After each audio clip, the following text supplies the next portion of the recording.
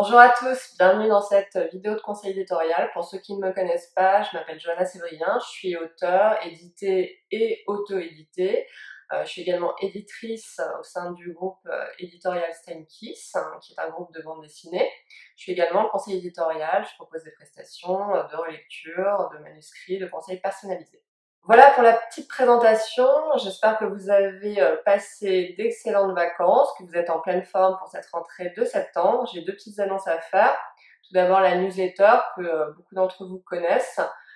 Elle est publiée tous les lundis, vous pouvez vous y inscrire donc pour la recevoir sur mon site internet, vous allez trouver le lien sous la vidéo. Ensuite j'ai créé un nouveau type d'atelier d'écriture qui s'adresse aux personnes qui ont déjà un projet d'écriture en cours, qui souhaitent échanger autour de ce projet et des projets des autres. Ce sont des ateliers d'écriture en ligne qui vous permettent de travailler vos textes, d'avoir des retours sur vos textes tout en restant chez vous. Donc plutôt confortable. Aujourd'hui, on va parler d'une question qu'on me pose souvent. C'est pour ça que j'ai jugé utile de faire une vidéo à ce sujet.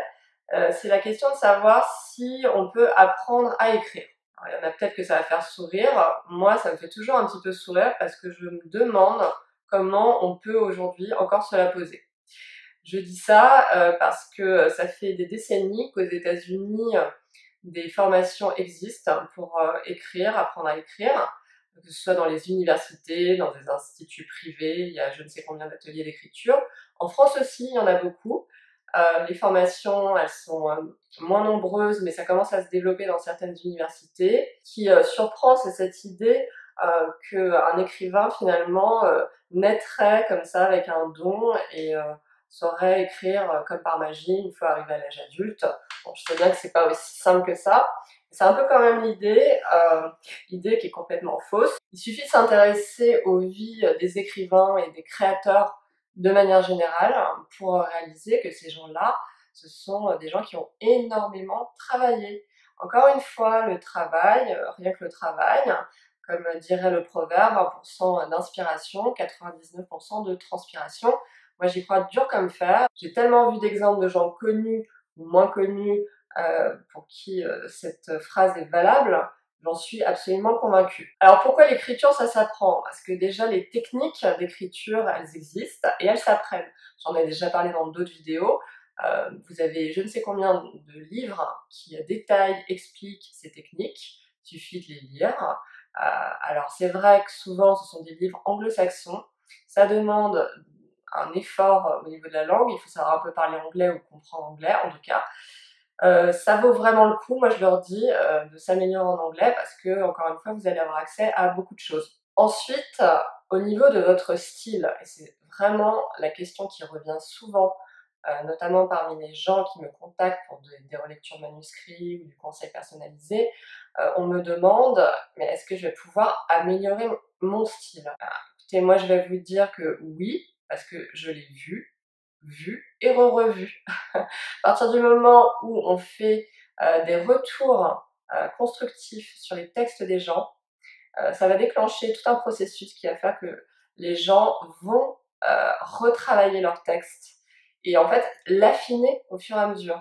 Moi j'ai vu le style des gens évoluer. Je prends souvent l'exemple des chanteuses lyriques, j'en ai côtoyé pas mal.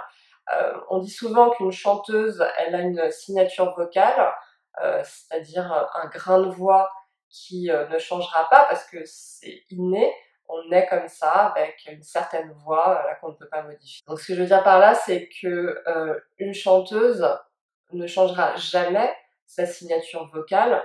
En revanche, le fait de travailler cette technique vocale va affiner en fait son grain initial. On ne change pas profondément qui on est ni voilà son grain, sa signature, mais on peut la modifier, l'affiner, évidemment avec du travail. Il suffit encore une fois de se pencher par exemple sur les textes de grands écrivains, leur tout premier texte. On voit bien la différence avec leurs textes plus aboutis, ceux qu'ils ont écrits 10 ou 15 ans après. Voilà, tout ça c'est un processus qui est en évolution et il ne faut pas être un génie pour faire évoluer son style, il faut juste beaucoup travailler. C'est vrai que l'écriture demande à la fois de la patience, de l'abnégation et beaucoup de travail. Ce que je vous conseillerais de faire, c'est vraiment de ne jamais jeter vos textes, même en format électronique, parce que si vous les conservez pendant plusieurs années, que vous revenez dessus des années plus tard, vous allez constater une amélioration, notamment de votre style ou de votre façon de structurer les histoires ou de les raconter, de développer vos personnages. Et c'est très important de garder ces archives, ça va vous permettre de mesurer votre évolution personnelle. Et là, vous allez vraiment être conforté dans cette idée que oui, on peut évoluer, on peut apprendre à écrire. Il suffit pour ça de beaucoup travailler, de beaucoup écrire, d'affiner aussi sa culture littéraire, s'intéresser au travail des autres, c'est toujours très instructif quand on écrit. Si vous faites cela, vous allez affiner vraiment votre manière d'écrire. Voilà pour aujourd'hui. La semaine prochaine, on se retrouve pour une vidéo un petit peu spéciale, puisque j'ai demandé à 3 auteurs de vous parler de leur processus d'écriture et de leur façon de gérer le regard de l'autre. Vous allez voir, c'est très intéressant. D'ici là, je vous dis très bonne semaine et très bonne écriture.